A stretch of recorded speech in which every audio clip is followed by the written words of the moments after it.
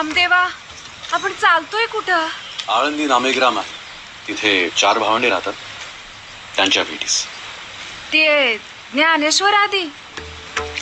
रामकृष्ण हरी, रामकृष्ण हरी, रामकृष्ण हरी. नामदेव आले ती, विठ्ठल भक्त संत नामदेव आले ती, संगती संत जनाबाई बी हाय ती.